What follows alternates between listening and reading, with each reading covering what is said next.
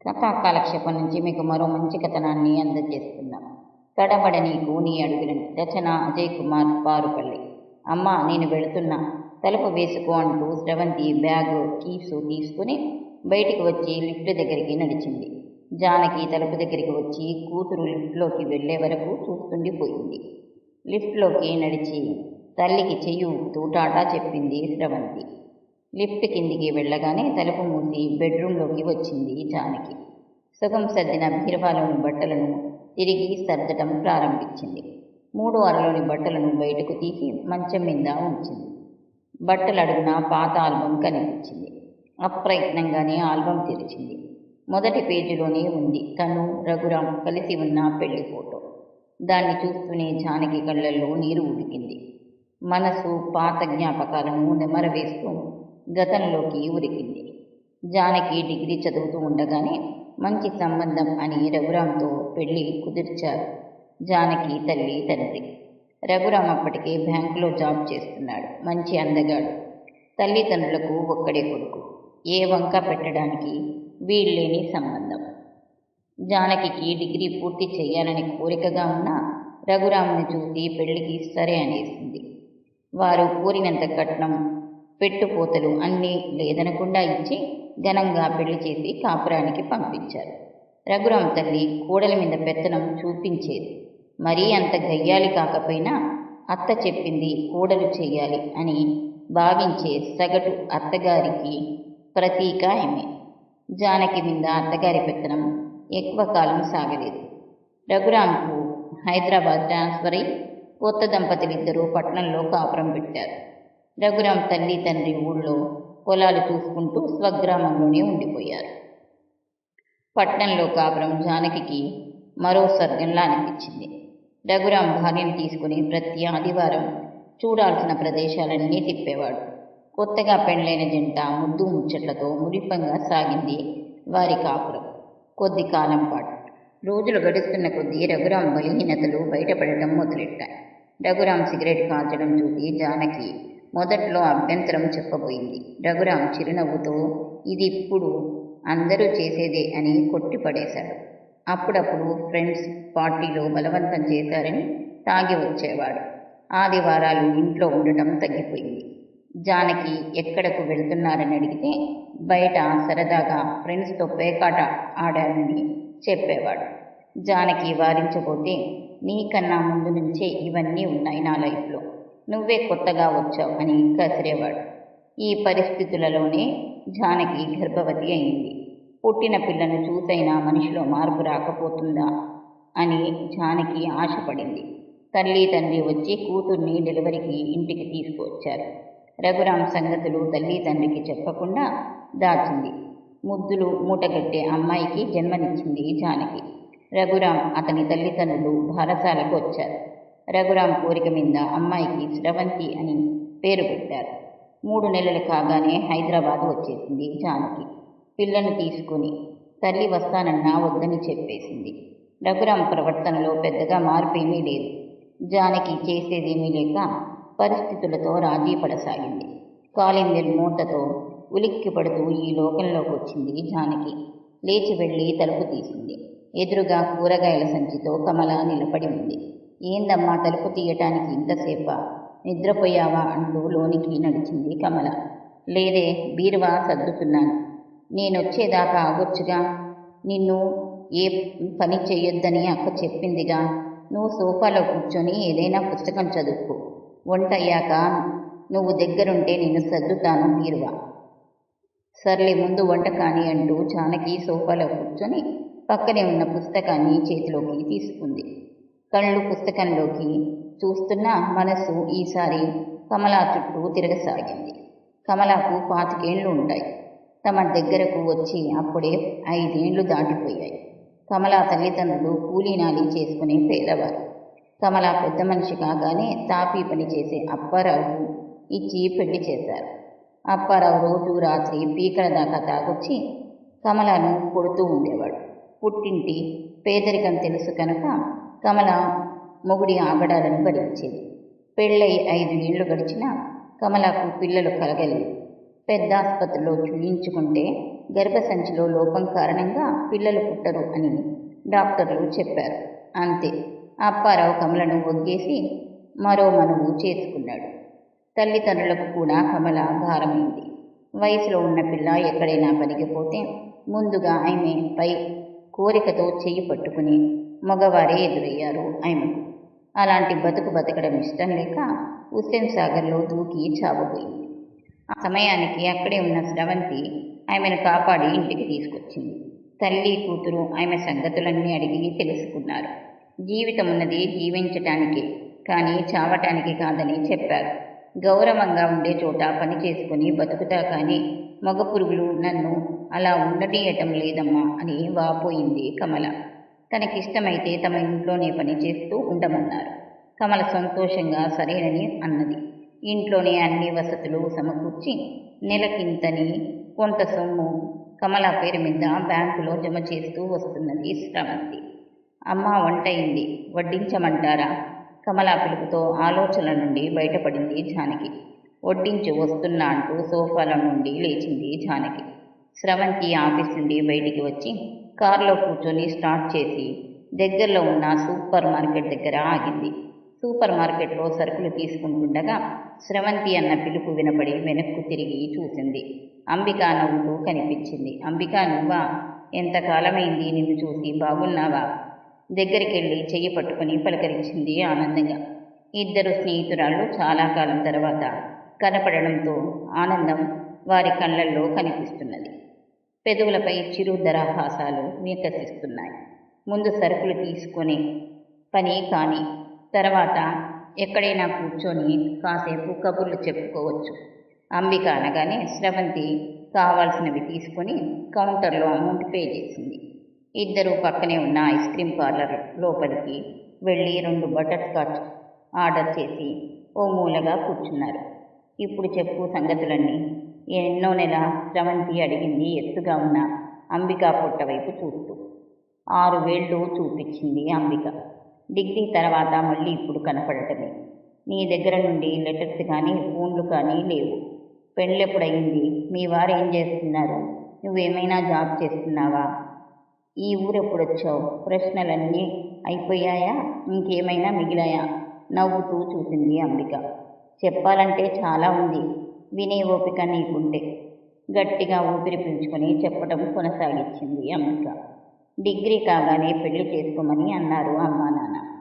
నీకు తెలుసుగా, నేను కాలేజీలో నాటకాలు, డ్యాన్స్లో పాల్గొనేదాన్ని. నటనంటే నాకు చిన్నప్పటి నుండి వ్యామోహం, ఒక రకమైన పిచ్చి. సినిమాలలో కానీ టీవీ రంగంలో కానీ నన్ను నేను నిరూపించుకోవాలనే కోరికతో అమ్మా నాన్నలకు ఇష్టం లేకపోయినా పూణే ఫిలిం ఇన్స్టిట్యూట్లో జాయిన్ అయ్యాను. అక్కడ పరిచయం అయ్యాడు అవినాష్.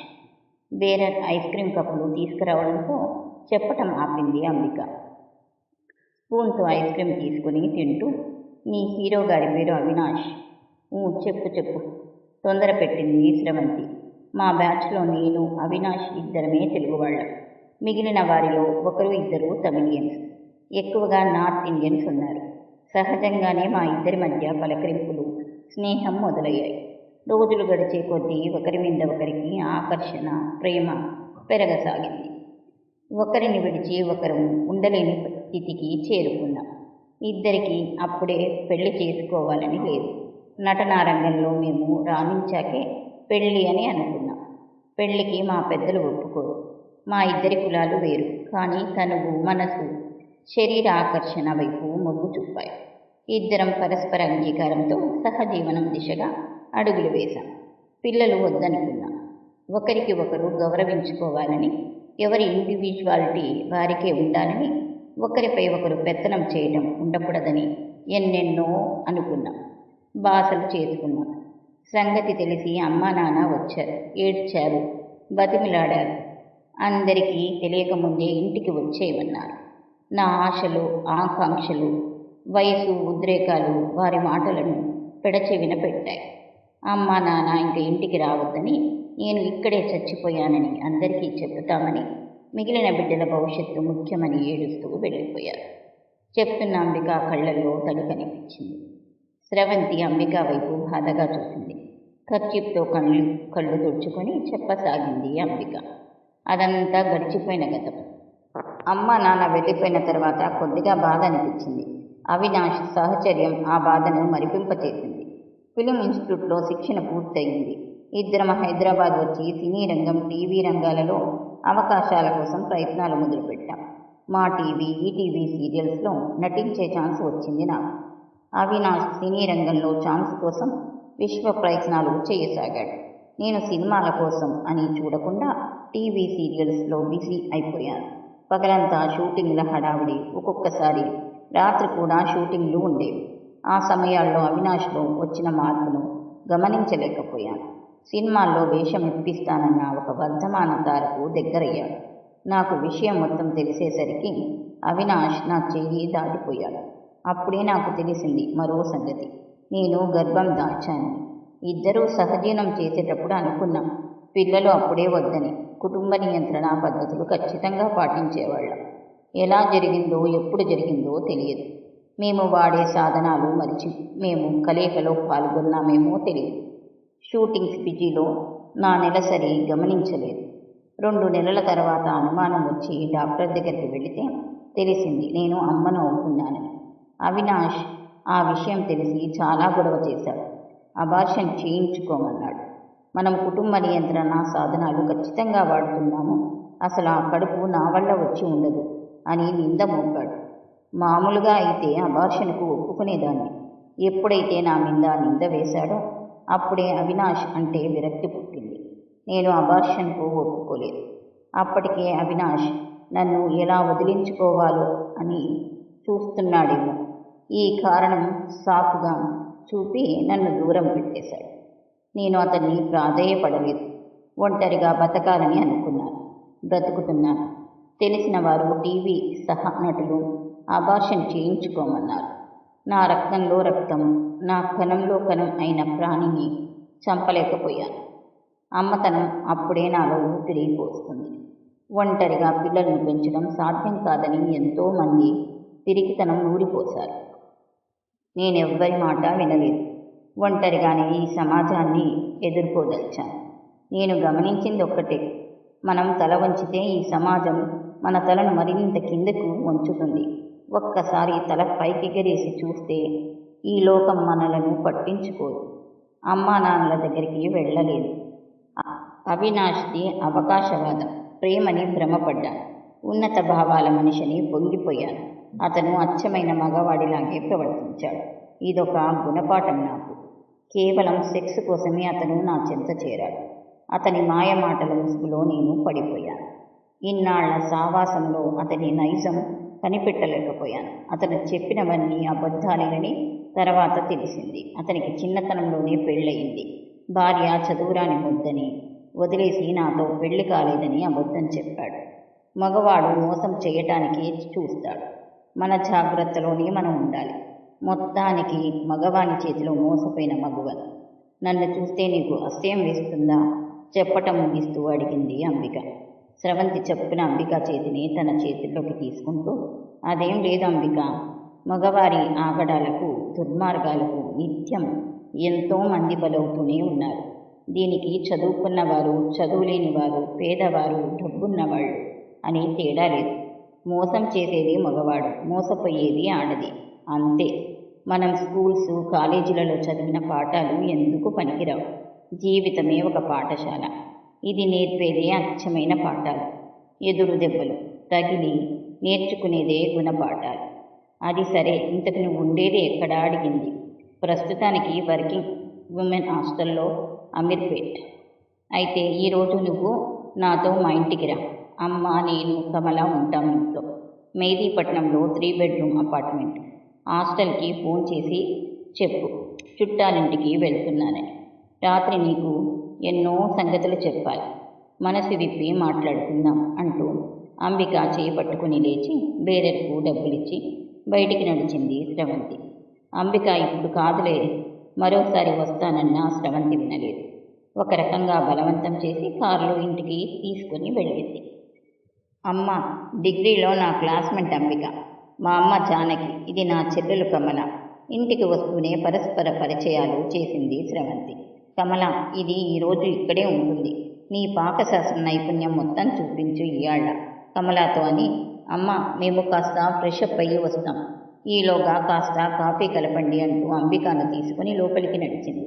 కాఫీ తాగుతూ అంబిక విషయాలను టూకీగా చెప్పింది అమ్మతో.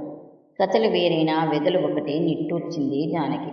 భోజనాలయ్యాక, అమ్మ మీరు పండుకోండి, మేము కాసేపు కబుర్లు చెప్పుకుంటాం అని సోఫాలో సెటిల్ అయ్యారు స్నేహితురాళ్ళిద్దరు. స్రవంతి, మరి మీ నాన్నగారు అంటూ అర్ధోక్తిలో ఆగింది అంబిక. స్రవంతి నవ్వుతూ, ఇంకా అడగలేదేమిటా అనుకుంటున్నాను. నువ్వు అడగకపోయినా చెప్పాలని నిన్ను ఇక్కడకు తీసుకొచ్చింది. ఇందాక అమ్మ మాట వినలేదా? కథలే వేరు, బెదలు ఒక్కటే అని అన్నది. నువ్వు, అమ్మ, కమల, నేను అందరం ఏదో ఒక రకంగా గాయపడ్డవాళ్ళమే.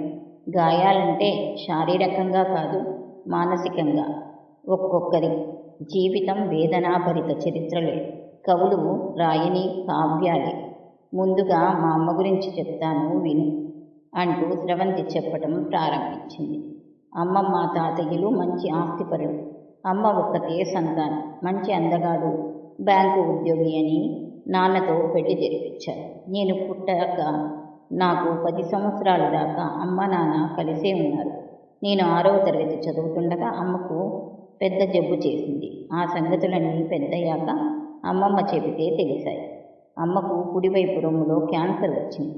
డాక్టర్లు పరీక్షలు చేసి కుడివైపు రొమ్మును సర్జరీ ద్వారా తొలగించాలని చెప్పారు. లేకపోతే క్యాన్సర్ కణాలు ఇతర భాగాలకు కూడా విస్తరిస్తాయని చెప్పారు. సర్జరీ జరిగాక కొంతకాలం పాటు డాక్టర్ల పర్యవేక్షణలో ఉండాలని, అవసరమైతే కీమోథెరపీ కూడా చేయవలసి వస్తుందని చెప్పారు. కూతురు ప్రాణాలతో ఉంటే చాలని అమ్మమ్మ తాతయ్యలు అమ్మను మద్రాసు తీసుకెళ్లి హాస్పిటల్లో ఉంచారు. నన్ను ఒక బోర్డింగ్ స్కూల్లో జాయిన్ చేశారు. అమ్మ ఆసుపత్రిలో ఉన్నంతకాలం నాన్న అస్సలు అటు తొంగి చూడలేదట. ఆపరేషన్ చేసి కుడివైపు రొమ్మును తొలగించారు. మందుల ప్రభావం వల్ల అమ్మ జుట్టు అంతా ఊడిపోయిందట. 3-4 నెలల తర్వాత అమ్మ ఆసుపత్రి నుండి వచ్చింది. అమ్మ ఆకారం పూర్తిగా మారిపోయింది. బలమైన ఆహారంతో అమ్మ మామూలుగా అవుతుందని చెప్పారంట డాక్టరు. ఇంటికి వచ్చిన అమ్మను చూసి నాన్న కనీసం ఎలా ఉన్నావని కూడా అడగలేదట. కొంతకాలం అమ్మమ్మ దగ్గరే ఉంది. పాలు, పెరుగు, బలవర్ధకమైన ఆహారంతో అమ్మ ఆరోగ్యంగా మెరుగుపడింది. ఇంతలోనే నాన్న పిడుగులాంటి మాట చెప్పాడు, అమ్మకు విడాకులు ఇస్తానని. అమ్మ, అమ్మమ్మ, తాతయ్య అందరూ కలిసి నాన్నను కూర్చోబెట్టి నచ్చచెప్పబోయారు. కానీ నాన్న వినలేదు. రొమ్ములేని ఆడదాంతో కాపురం చెయ్యలేడట. అమ్మను అలా చూస్తే కోరిక కలగటం లేదంట. అమ్మతో సెక్స్ చెయ్యాలని అనిపించటం లేదట. నేను కోరికలను వదులుకొని సన్యాసిలా బతకలేను. నాకు రోజూ సెక్స్ కావాలి. నిస్సిగ్గుగా నాన్న చెప్తున్న మాటలకు నివ్వెరపోయారు. నాన్న, తల్లి, తండ్రి అతనికే వత్తాసు పలికారు. ఆ మాటలకు అమ్మ మనసు ముక్కలైపోయింది. నన్ను తన దగ్గరే ఉంచుకోవటానికి ఒప్పుకుంటే విడాకులు ఇస్తానన్నది అమ్మ. బంధాలు, బాధ్యతలు భరించలేని నాన్నకు అంతకంటే కావాల్సింది ఏముంది? అమ్మమ్మ తాతయ్యలు చేసేదేమీ లేక అమ్మకు మద్దతుగా నిలిచారు. సంవత్సరం తర్వాత మ్యూచువల్ సమ్మతి ద్వారా విడాకులు వచ్చాయి. అమ్మకు ఆర్థికంగా ఏ లోటు లేదు. ఈ గొడవలకు నేను బలి కాకూడదని దూరంగా హాస్టల్లో ఉంచి చదివించారు నన్ను. డిగ్రీ వరంగల్లో చేస్తున్నప్పుడే నీ పరిచయం జరిగింది. పీజీ చేస్తున్నప్పుడు అమ్మమ్మ తాతయ్య సంవత్సర కాలంలోనే ఒక్కొక్కరు కాలం చేశారు. తర్వాత అమ్మను హైదరాబాద్ తీసుకువచ్చాను. ఈ అపార్ట్మెంట్ కొని ఇద్దరం ఉంటున్నాం. పీజీ తర్వాత MBA చేశాను. ప్రస్తుతం ఒక కంపెనీలో డెవలప్మెంట్ ఆఫీసర్గా వర్క్ చేస్తున్నాను. స్రవంతి లేచి వెళ్ళి ఫ్రిడ్జ్లో నుండి వాటర్ బాటిల్స్ తెచ్చింది. కొద్దిగా నీళ్లు తాగి కొనసాగించింది. తర్వాత నాన్న మాకెప్పుడూ తటస్థపడలేదు. నా జ్ఞాపకాలలో కూడా నాన్న ముచ్చట్లు. అమ్మ కూడా నాన్న గురించి పెద్దగా బాధపడలేదు. అమ్మ బెంగళ్ళ నా పెళ్లి గురించి. మరి నువ్వింకా పెళ్ళెందుకు చేసుకోలేదు? ఆసక్తిగా అడిగింది అమ్మ. అదో పెద్ద కథ. చాలా పొద్దుపోయింది, ఇంక నిద్రపోదాం. రేపు చెప్తా ఆ సంగతులు అంటూ సోఫాలో నుండి లేచింది స్రవంతి. స్రవంతి మంచంపై పండుకున్నది కానీ నిద్ర దూరమైంది. మనసంతా ఆలోచనలు ఉక్కిరి బిక్కిరి చేస్తున్నాయి. ఇందాక పెళ్ళి ఎందుకు చేసుకోలేదు అని అంబిక అడిగిన ప్రశ్న గతంలోకి దారితీసింది. జాబ్లో చేరిన కొత్తలో ఒక సంబంధం వచ్చింది. మధ్యవర్తుల ద్వారా తల్లి కూతురు గురించి మధ్యవర్తి అన్ని విషయాలు ఆ సంబంధం వారికి వివరంగా చెప్పాడు. అన్నీ విని ఓకే చెప్పిన సంబంధం. పెళ్లి కొడుకు సాఫ్ట్వేర్ జాబ్ చేస్తున్నాడు. డిగ్రీ చదువుతున్న చెల్లెలుంది. తండ్రి మెడికల్ డిపార్ట్మెంట్లో జాబ్, తల్లి ప్రైవేట్ కాలేజీలో లెక్చరర్గా చేస్తుంది. అబ్బాయి రాజశేఖర్ మంచి అందగాడు. 6 అడుగుల ఎత్తు, చూడటానికి సినిమా హీరోలా ఉంటాడు. స్రవంతిని బయటెక్కడో చూసి ఇష్టపడి వివరాలు తెలుసుకున్నాడట. అమ్మా నాన్నలను ఒప్పించి మధ్యవర్తి ద్వారా కబురు పంపించారు. పెళ్లి చూపులు జరిగాయి. ఇరువైపులా వాళ్ళు ఓకే చెప్పేసుకున్నారు. నెల రోజుల్లో మంచి రోజు చూసి తాంబూలాలు పుచ్చుకున్నారు. స్రవంతి పెళ్లి రిజిస్టర్ ఆఫీస్లో చేసుకుందామని అన్నది. కానీ దానికి ఎవ్వరూ ఒప్పుకోలేదు. తల్లి కూడా పీటల పెళ్లి అయితేనే తనకు సంతోషమని అన్నది. స్రవంతి సరే అనగా తప్పలేదు. 2 నెలల్లో మంచి ముహూర్తం కుదిరింది. స్రవంతి రాజశేఖర్ల మధ్య చనువు పెరిగింది. సెల్ ముచ్చట్లు కుదిరితే కప్పు కాఫీలు, సినిమాలు, షికార్లు సాగుతున్నాయి ఇద్దరి మధ్య. కానీ రాజశేఖర్ ఏనాడు హద్దులు మీరలేదు. స్రవంతితో మర్యాదగా సంస్కారపూరితంగానే మెలగసాగాడు. అప్పటికే స్రవంతి కొన్ని మహిళా ఆర్గనైజేషన్లో వాలంటీర్గా పనిచేస్తుండేది. మహిళా జాగృతి కొరకు పత్రికలలో వ్యాసాలు రాస్తుండేది. స్కూల్స్, కాలేజీ వాళ్ళు ఆహ్వానిస్తే వెళ్ళి మహిళా చైతన్యం మీద ఉపన్యాసాలు ఇచ్చేది. 2 సార్లు స్రవంతి ఉపన్యాసాలను విన్న రాజశేఖర్ చాలా బాగా చెప్పావని ప్రశంసించారు. ఆ రోజు సిటీకి కొద్ది దూరంలో ఉన్న కేజీబీవీ స్కూల్ వార్షికోత్సవం స్రవంతిని గెస్ట్గా పిలిచారు. రాజశేఖర్కు ఫోన్ చేసింది. తనకు వేరే పని ఉంది, రాలేను అన్నాడు. సాయంత్రం తల్లికి చెప్పి బయలుదేరి. కార్యక్రమం సజావుగా జరిగింది. వచ్చిన అతిథులు అందరిలోనూ స్రవంతి బాగా మాట్లాడిందని స్కూల్ ప్రిన్సిపాల్, టీచర్లు మెచ్చుకున్నారు. అప్పటికే బాగా లేట్ అయింది. స్రవంతి అందరి దగ్గర వీడుకోలు తీసుకుని కారు స్టార్ట్ చేసి బయలుదేరింది. 10 కిలోమీటర్ల వరకు ప్రయాణం బాగానే సాగింది. ఒక్కసారిగా కారు కుదుపులకు లోనై ఆగిపోయింది. స్రవంతి ఎంత ప్రయత్నించినా కారు స్టార్ట్ కాలేదు. స్రవంతి రాజశేఖర్కు ఫోన్ చేసి విషయం చెప్పి లొకేషన్ షేర్ చేసింది. రాజశేఖర్ వెంటనే బయలుదేరుతున్నానని, జాగ్రత్తగా ఉండమని చెప్పాడు. అమ్మకు కూడా ఫోన్ చేసి కంగారు పడవచ్చని చెప్పింది. రాజశేఖర్ వస్తాడని చెప్పింది. కారు అద్దాలు కొద్దిగా క్రిందకు దించి లోపలికి వస్తున్న చల్లగాలిని ఆస్వాదించసాగింది. ఇంతలో దూరం నుండి అమ్మా అన్న అర్ధనాదం వినిపించింది. స్రవంతి ఒక్కసారిగా ఉలిక్కిపడి ఆ కేక వినిపించిన వైపు చూసింది. చీకటిలో ఏమీ కనిపించలేదు. స్రవంతి కారు దిగి డోర్ లాక్ చేసి ఆ కేక వినపడిన దిశగా నడిచింది. నడుస్తూనే ఎందుకైనా మంచిదని తెలిసిన షీ టీంకు లొకేషన్ షేర్ చేసింది. ఫోన్ డైల్ చేసి విషయం చెప్పింది చిన్నగా. కొద్ది దూరంలో తుప్పలు కనిపించి అటు నడిచింది. అక్కడ దృశ్యం చూడగానే స్రవంతిలో ఆవేశం కట్టలు తెంచుకుంది. 2 మగవాళ్ళు 10-12 సంవత్సరాల చిన్నపిల్లను పట్టుకుని అత్యాచారం చేయబోతున్నారు. ఏయ్ అని అమ్మాయిని వదలండి అంటూ అరిచింది. వాళ్ళు స్రవంతిని చూసి వెకిలిగా నవ్వుతూ, కసికాయను కొరికితే ఏమి రుచిరా, నిండారిన పొంకాలతో కైపెక్కించే ఈ సుందరే మన విందు ఈరోజు అంటూ స్రవంతి చెయ్యి పట్టుకోబోయాడు ఒకడు. స్రవంతి పక్కకు తప్పుకొని వాడి మెడ మీద ఒక్క చెరుపు చెరిచింది. స్రవంతికి మార్షల్ ఆర్ట్స్లో ప్రవేశం ఉంది. ఆ ఇద్దరు బలంగా తాగి ఉన్నారు, తూలిపోతున్నారు. 2-3 నిమిషాల్లోనే వారిద్దరిని మట్టి కనిపించింది. అప్పటికే సోహ తప్పిన ఆ అమ్మాయిని చేరి బుగ్గలు తట్టి లేపింది. ఆ అమ్మాయి లేచి చుట్టూ చూసి భయంగా ఏడ్చింది. స్రవంతి భయం లేదని ధైర్యం చెప్తూ కారు దగ్గరికి తీసుకువచ్చింది. 2 నిమిషాల వ్యవధిలోనే రాజశేఖరు, షీ టీం అక్కడికి వచ్చారు. జుట్టు చెదిరి మట్టి కొట్టుకుని చీరంతా నలిగి ఉన్న స్రవంతిని ఆతృతగా చూశాడు రాజశేఖర్. స్రవంతి జరిగినదంతా చెప్పింది. 2 రౌడీలను స్టేషన్కు తీసుకొచ్చారు. స్రవంతిని కూడా స్టేషన్కు వచ్చి రిపోర్టు ఇయ్యమన్నారు. ఆ అమ్మాయి ఇంటి అడ్రస్ కనుక్కొని పోలీస్ సహాయంతో ఇంటికి పంపించారు.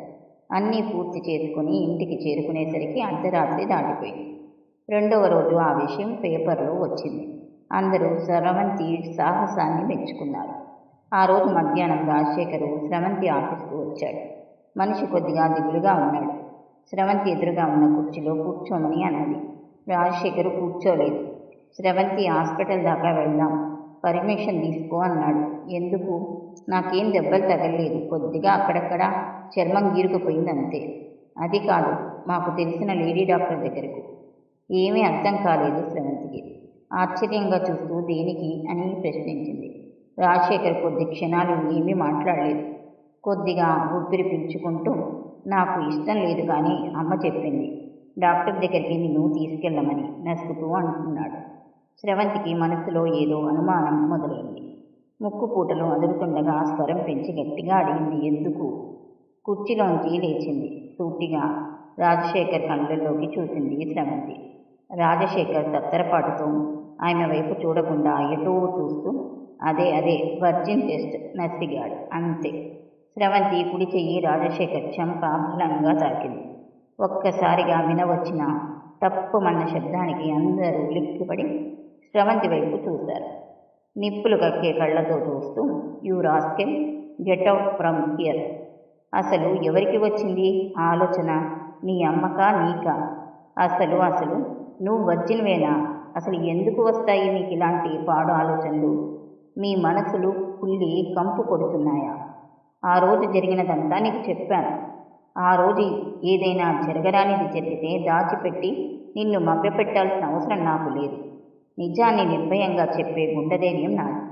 చీకటి రాత్రి ఇద్దరు మగవాళ్ళు, ఆడది ఏదో జరిగిందన్న ఊహ, ఇలాగే జరుగుతుందన్న మీ చెడు తలంపులు, ఇంతకు మించి ఆలోచించలేని మగపుంగవులు మీరు.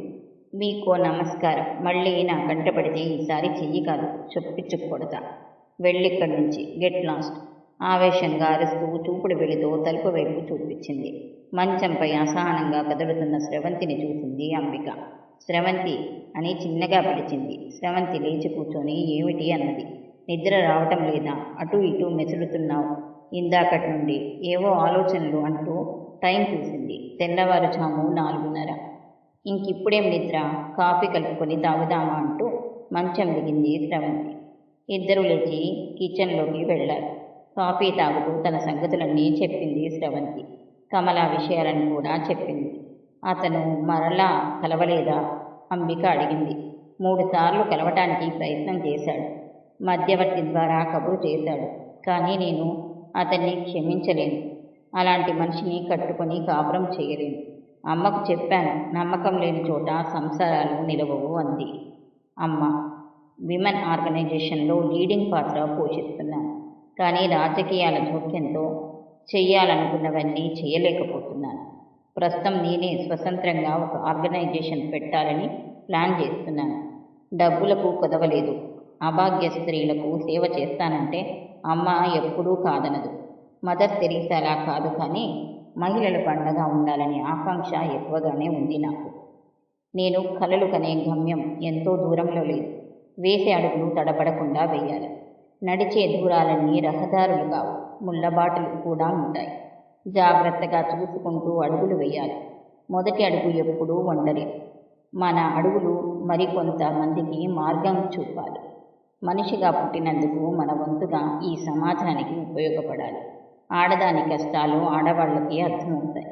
కొంతమంది ఆడవారి కన్నీళ్ళనైనా తుడవగలగాలి. ఈ అపార్ట్మెంటుకు దగ్గరలోనే ఒక ఇండివిజువల్ ఇల్లు కొని నా ఆలోచనలకు అనుగుణంగా దాన్ని మార్పులు చేయించాను. ఆసరా అనే పేరుతో రిజిస్టర్ చేయించాను. మహిళా సమస్యల పట్ల అవగాహన, సానుభూతి, సమాజ సేవపై అనురక్తి, అందరినీ సమానంగా ఆదరంగా ప్రేమించేవారు అనుకున్న కొంతమందిని కలిశాను.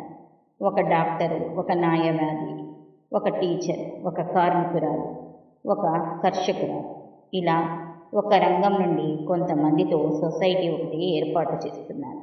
ఈ కృషి వెనక అమ్మ ప్రోత్సాహం ఎంతో ఉంది. కమల విషయం కూడా అమ్మ చూస్తున్నది.